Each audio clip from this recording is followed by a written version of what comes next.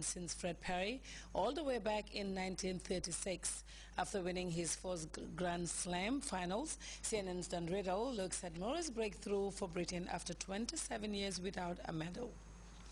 Was an odd man out in the Big Four. Andy Murray was the only one never to have won a major championship. Roger, Rafa and Novak had all done it, and now Murray can legitimately claim to be a member of that rather exclusive club. And in doing so, he becomes Britain's first male major champion since Fred Perry, all the way back in 1936. I'm sure he's smiling from up there that someone has finally managed to do it from Britain. So yeah, I'm very, very happy, and I just hope it's not a long way. I hope I can see another British player in my lifetime win a Grand Slam. And he has all the capacity he needs, all the talent on the court. Us four, we are taking this game to another level, and it's really nice to be part of such a strong men's tennis era, I'm just so relieved, like I said, to finally got through and can put this one behind me and hopefully win more. Murray has made history in more ways than one. He's also the first man ever to have won the Olympic title and the US Open in the same year. 4 different men have won the 4 major titles in 2012. Men's tennis has arguably never had it so good. Don Riddle, CNN, New York. And before we go, reminder of our headlines. Gambia's Honorary Consul in Jordan, Dr. Ahmed Bouderi, met Vice President Jai Saidi Tuesday to brief her on a proposed 10-year strategic plan that seeks to transform the country into a model city-state. The Association of Non-Governmental Organizations in the Gambia have launched a project report on the participation of the country's women in politics. Hassan Sheikh Mahmoud has defeated all-time favorite incumbent Sheikh Sharif Ahmed in Somalia's presidential election. And Al-Qaeda's leader Ayman al-Zawahiri has confirmed the killing of his deputy in a U.S. drone strike in Pakistan.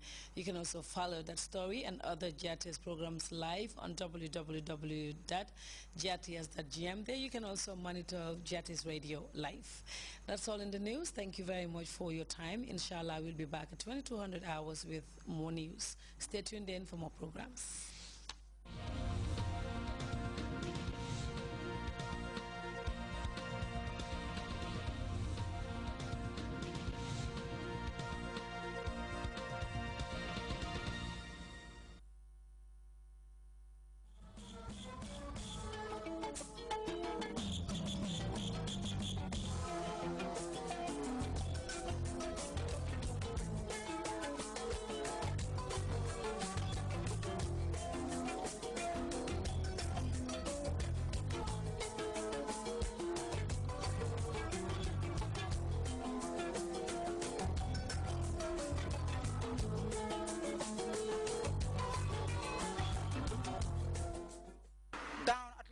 After surpassing a century, the silk cotton tree at the threshold of the city, directly opposite the Christian cemetery, has survived more than 100 years, but it is finally down.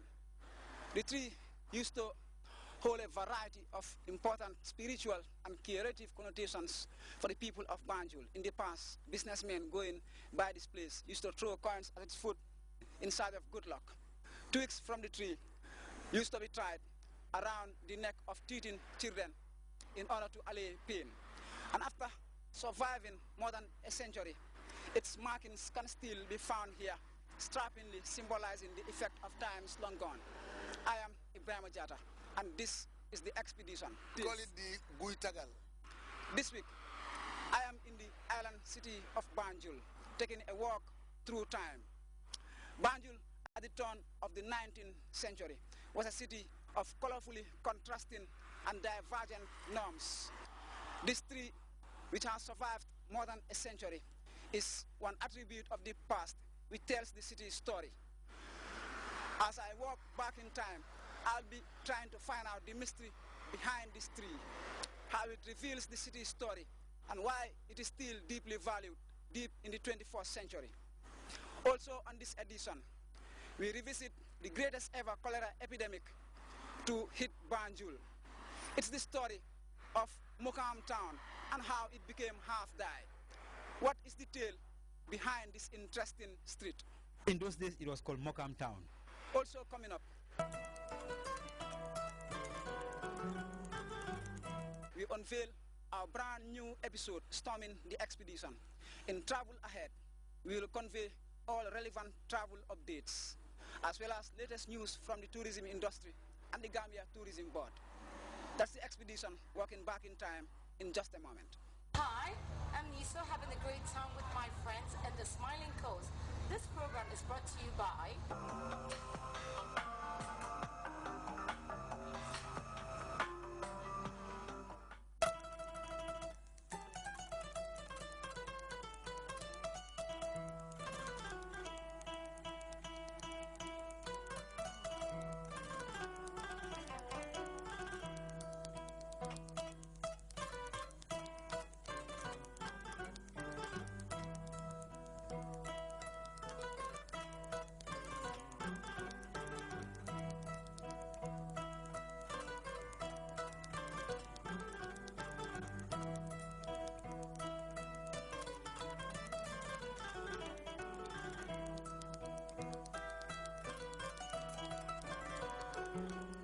a mystery at the threshold. It used to stand over 20 meters tall, strikingly imposing at the edge of the main highway leading to the center of Banjul. Brought down by what must have been a fiercely raging storm, this old silk cotton tree has endured more than a century, effecting farm values in a wealth of diversions and immense curative benefits for the city dwellers. The fact that it was allowed to subsist undisturbed at the rim of this major freeway pretty much explains its meaning for the city. Once upon a time, long gone, the tree, which was popularly called Grts, meaning the leaning tree in Wolof, as a result of its slight bending posture, used to be the source of a great many amusements for teens in the island city, who will do everything from inscribing their names on its trunk to the making of miniature toys from its flowers. Racing was perhaps the most important sport it enabled. In the colonial days, horse racing was somewhat popular, and the old silk cotton tree used to be the site where races began. It's Banjul at the turn of the 19th century, combining a set of colorfully assorted norms and customs which ambled with the growth of the cosmopolitan city. We're back again on the expedition with me, Ibrahim Jata. Now, we're actually in the island city of Banjul, exploring the tale of what could possibly be the oldest tree in the island city. Now, we're actually on our way to meet Mr. Bai Chow. He's an old city resident who has lived in the city for more than 6 decades. Bai Chow will be telling us the mystery behind the old silk cotton tree and why it is so valued deep in the 21st century.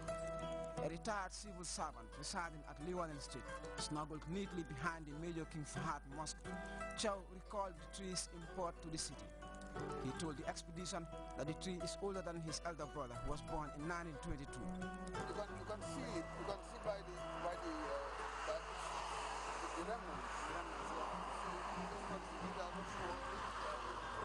Chow, who is now 78, went with us to the site of the silk cotton tree while trying to give us a sense of the deep traditional value the tree symbolized. With my age at this present moment in time, I know some of my elder brothers are still alive, those who are already older than me. But this is my area. In fact, my profession, before retiring to a private someone, was involved in cultural aspects.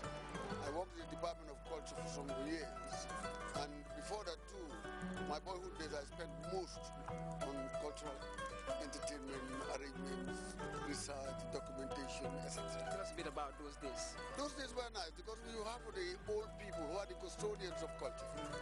You know, we believe you don't go to any university to read Gambian culture, but because we can really get this out of our elders, our old or grandparents were very particular in trying to nurture that peace we need through talking to the young ones, giving us stories, talking about our civilization, which really, in most Gambians, we deemed it fit to accept our culture as our way of life.